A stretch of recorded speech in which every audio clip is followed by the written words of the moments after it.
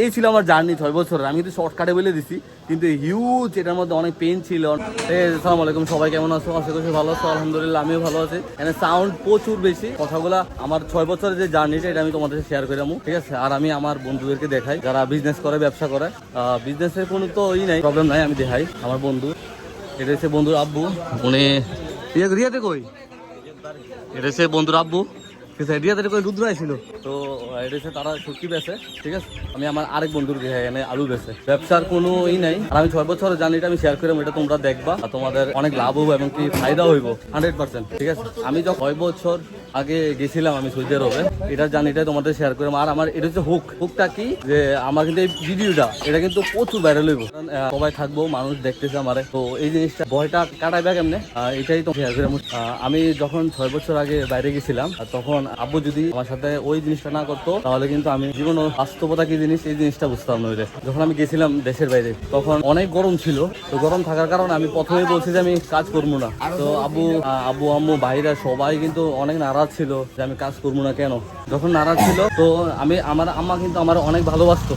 তো আম্মু বলতো যে বা আচ্ছা ঠিক আছে তুমি বাড়িতে চলে যাইও, কিন্তু আব্বু বলছে ঠিক আছে তুমি যখন কাজ করবা না, তুমি আমার রুমে থাকো, রান্না বান্না করো। আমি কিন্তু রান্না করতে পারি না, আমি কিন্তু ওই ইউটিউব দেখে রান্না করতাম। তখন ইউটিউব দেখে রান্না করতাম। আব্বু আমার একটা বাকালার মধ্যে নিয়ে গেছে, একটা মুদি দোকানে। তো ওই বাকালার মধ্যে বলে দিছিল আমার ছেলে যদি আসে যাই খায় তাই দিও, সমস্যা নাই। তো আমি এমনিতে 1 মাস আমি খাইছিলাম। 1 মাস খাওয়ার পরে আব্বু কি করছে, 1 মাস পরে আমি কিন্তু 1 মাস খাইছি। আমি কিন্তু অনেক কিছু হিউজ খাইতাম, আব্বু কাজ করতো, আমি রুমে থাকতাম।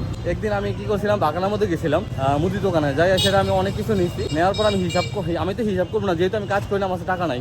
আমি হিসাব করার জন্য যখন ক্যাশে গেছি, যে আমি বলতে গেছিলাম আর আব্বুর খাতার মধ্যে লিখে রেখেন আমি এগুলো নিছি। তখন আমাকে বাকালার যে মালিক ছিল উনি আমারে বলছে রুদ্র আমার আব্বু এমনি মানা করছে। তো আমি তো কিছু বলিনি, আমার এত খারাপ লাগছে আমি কিছু বলিনি। আমি বললে আমি আইসা পড়ছি রুমে।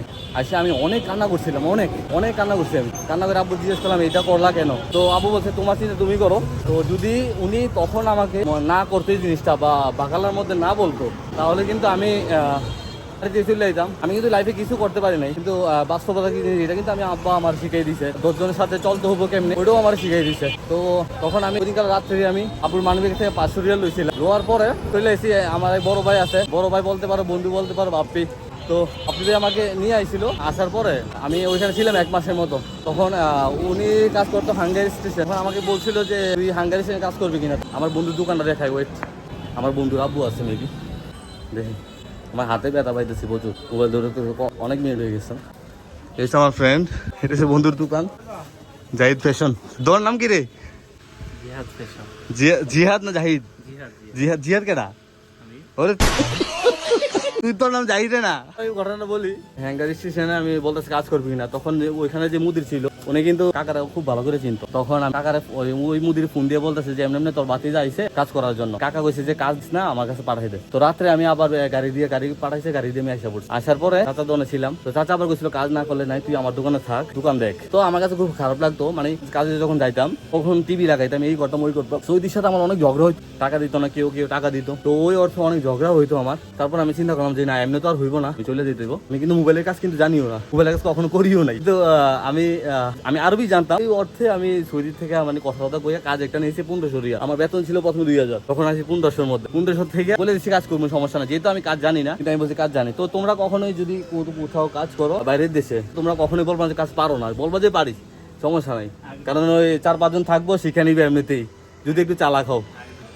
হ্যাঁ ঢুকতে হইব আগে, কিন্তু কাজে ঢুকতে হইব। কাজ পারো না পারো ওটা অন্য সাবজেক্ট, কিন্তু কাজে যাইতে হইব। আমি যখন গেছি কাজে, তখন আমি দেখে মোবাইলের কাজটা শিখছি। শিখার পরে আমার বেতন দিয়েছে 2000, বেতন 2000 করছে। তারপরে ওই 1 মাস পরে আমার বেতন করছে 3000 রিয়াল। আমি একা বেছিলাম 30,000 রিয়াল। তো সৌদির যে কফিল ছিল উনি দেখে অনেক পছন্দ করছে, আমার বেতন 3000 করছে। কটাতে আমি 1 মাস করছি, করে আমি ছেড়ে দিছি। কারণ আমি চিন্তা করতেছি আমার যখন 3000 দেয়, তার মানে কিছু একটা আছে। 3000 এমনি তো আর দিতেছে না। তখন ছেড়ে দিয়ে আমি মানে আম্মুরে বলছি, বাড়ির সবাই বলছি যে আমি কাজ করবো না, ছেড়ে দেবো আমি। তখন সবাই তো পুরাই অবাক যে কেন ছাড়বি, 3000 রিয়াল একটা বাঙালির জন্য কিন্তু হিউজ একটা স্যালারি। তো আমি ছেড়ে দিচ্ছি, ছেড়ে দিয়ে আমি রুমে বসে রয়েছি। এমন কাজ নাই, কিছু করতে পারা। কিন্তু আমি এই জিনিসটা মনে ছিল যে রিজিকের মালিক আল্লাহ, তো আমার কোনো প্রবলেম হইব না আশা করি। তখন আমি ছেড়ে দিয়ে আমি রুমে বসে রয়েছি। অন্ত কাজ পাইতেছি না, কি করবো। তখন আমি করতেছি কাজ যেহেতু পাই না, আবার আমি যে বাইরে সেল করবো কোনো কিছু, ওটা কিন্তু আমার দ্বারা হইতেছে না। তো আমি কি করছি, আমি গেছি সুক তালাজার মধ্যে। যাওয়ার পরে সামাম তো ছিল, সামাম নিছি, তরমুজ নিছি, দুধ নিছি। আমি এগুলা পিস করে না খাইতে আমি জুস বানাইছি। পিসের মধ্যে নিয়ে আমি পুরা খামিছি দিছে, আমি ঘুরছি হ্যাঁ আবাসে। ঘুরার পরে আমি মানে বলতেছি যে কেউ নিবো কিনা, তো আমাকে সৈরি ধমক মারে, কেউ নিতেছে না। যেহেতু এটা দেখেন আমি যদি থালার মধ্যে নিতাম তাহলে হইতো জিনিসটা, আমি যদি এটার পিস পিস করতাম তাহলে কিন্তু চলতো। জুস বানাইছি যেহেতু কেউ নিতেছে না। তারপর আমি কি করছি, ওই সেলটা একজনে একবার খাইছিল, খাওয়াতে ওনার ডাইরেক্ট হয়ে গেছে ওয়াশরুম আর রুম আর ওয়াশরুম হয়ে গেছে। তো আমার অনেক গালি দিচ্ছে, আমি গালি শুনছি, শোনার পর আমি এটা ছেড়ে দিছি। ছেড়ে দিয়া তো আমি করতেছি আবার কি করলাম, আমি আবার তারপর আমি গেছি খামিছে যে আমি আবার মোবাইল দোকান ঢুকছি, 3000 রিয়াল বেতন আবার ঢুকছি। ঢুকাতে 6 মাস করছি। করার পরে মানে দেখতেছি যে মানে আমাকে বলতেছে নাদাফা করার লাগা, ক্লিন করার লাগা, গ্লাস মুছার লাগা।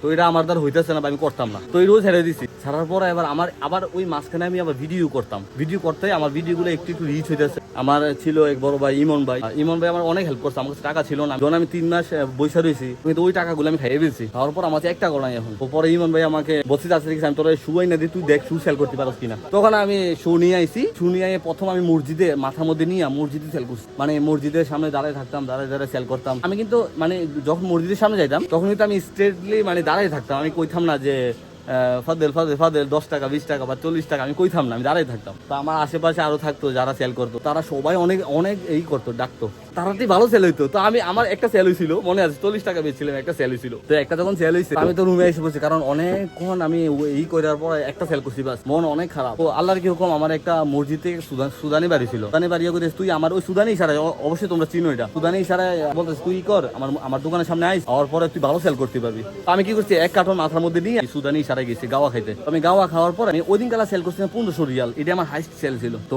আমি একদিনে 1500 সেল করছি, অনেক মহা খুশি যে 1500 রিয়াল সেল করলাম, খুব ভালো সেল হয়েছে। ওই সেলটা করার পরে আমি আমার আরো বেশি হয়ে গেছি। তারপর ভিডিও করছি, ভিডিও একটা ভাইরাল হয়েছিল 5 মিলিয়নের মতো। তো ওই ভিডিওটা ভাইরাল হওয়াতে কিন্তু আমার পেজ পুরো উপরে উঠে গেছে। আমি আবার প্রতিদিন সকাল 8টা বাজে ঘুম থেকে উঠতাম, আর পুরো 12 ঘন্টা মানে অনেক ডিউটি করতাম ওইখানে বসে পুরো বডি ক্লান্ত হয়ে থাকতাম। আমি রুমে যখন যাইতাম, জিম যখন করতাম, জিমের থেকে রুমে যাওয়ার পর কিন্তু আমি একদমই খানা না বানাইতাম না কোনো কিছু, আমি ঘুমিয়ে যেতাম। মানে সকাল উঠে আবার সেম কাজ করতাম। করতে আমার কিন্তু ভিডিওগুলো ভাইরাল হইতেছে, তোমরা অনেক পছন্দ করতেছো, অনেক লাইক করতেছো, সবাই মানে হিউজ কমেন্ট আসতেছে, সবাই লাগবে। তারপর আমি কি করছি, ডিএসএল এ গেছি, মানে যেহেতু আমি অনলাইনে আবার সেল করতেছি, তখন আমি কিন্তু একটা ভিডিওর মধ্যে বলছিলাম যে যারা লাগবে হোলসেল আমি দিব, সমস্যা নেই। তো সবাই একটু করে কমেন্ট করতেছে বা হোলসেল লাগবে বা সবাই শুরু করবে। বিজনেসের কোনো শরম নাই, ছোট থেকেই মানুষের বড় হয়, শুরু থেকে হিরো হয়। তো এই জিনিসটা মাথায় রাখতে হবে। আর কোনো এই জিনিসটা শরমের কোনো কিছুই নাই, কারণ তোমার ঘন্টা যদি ডিউটি হয় 7 ঘন্টা বা 8 ঘন্টা, তুমি এক্সট্রা টাইমটার মধ্যে কিন্তু শু সেল করতে পারো। তাই করতে হইব। তুমি যে কোনো কিছুই কিন্তু লেখা আছে স্টার, গাড়ি কো যাই করো না কেন সবকিছু স্টার্ট লেগে আছে। তো এটা শুরু করতে হইব। তো আমি শুরু করছি, তখন কিন্তু হয় নাই। আমার বাড়িতেও কিন্তু সবাই মানে আব্বু আম্মুরে বলতো যে আপনার ছেলে কি করতেছে, এই সে হ্যান ত্যান। আম্মুর সাপোর্ট আমার ছিল বেশি ভালো, তো আবার আর কেউ সাপোর্ট ছিল না। কিন্তু আম্মুর সাপোর্টের কারণে কিন্তু আমি মানে কিছু হয়তো করতে পারি নাই, কিন্তু আমি আমার পেজটারে দাঁড় করাই ফেলছি। শরম জিনিসটা যে মানুষের সামনে কিভাবে বলবো, ওই জিনিসটা কিন্তু কাইটে গেছে। তো তোমরা যখন শুরু করো, সমস্যা নাই, সবাই ফার্স্টে বলবো, তারপর আবার ঠিক হয়ে যাবে, ঠিক আছে। তারপরে তো আমি ভালো সেল করতাম প্রতিদিন সকালে 1000 রিয়াল 1500 রিয়াল, মানে কারের মধ্যে যখন আসতো না, মানে আমার এত ভালো লাগতো। কিন্তু আমার নসিবটা খারাপ ছিল। আর আমার কিন্তু 6 বছর আগে আমার হুরুপ মেরে দিছে। হুরুপ যখন মারছে তখন কিন্তু আমি আকামা বানাই নাই। আর আমি এমনভাবে চলাফেরা করছি, কখনো বুঝার সিস্টেমই নাই যে আমার কাছে আকামা নাই। আর যারা শু সেল করবা বা আমি কিন্তু এখান থেকে দিমু তোমাদেরকে। আমি এখন বাংলাদেশে যেহেতু আছি, সমস্যা নাই, আমি বাংলাদেশ থেকেই দিমু, তোমরা শুরু করতে পারো, ঠিক আছে। ভিডিওটা কয় মিনিট হয়েছে আমি এটাও জানি না।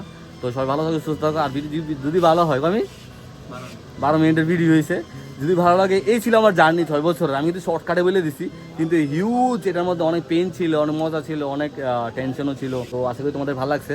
তো ভালো লাগলে প্লিজ শেয়ার করে দিবা, ওকে। তো আর আমার নতুন পেজ কিন্তু রুদ্র ডেইলি ব্লগ, ওকে। এটা চার্জ দিয়ে ফলো করে দিবা সবাই একটু, ওকে। তো সবাই ভালো থাকো, সুস্থ থাকো। আর আমি এখন যাবো জিমে, ওকে। আল্লাহ হাফেজ।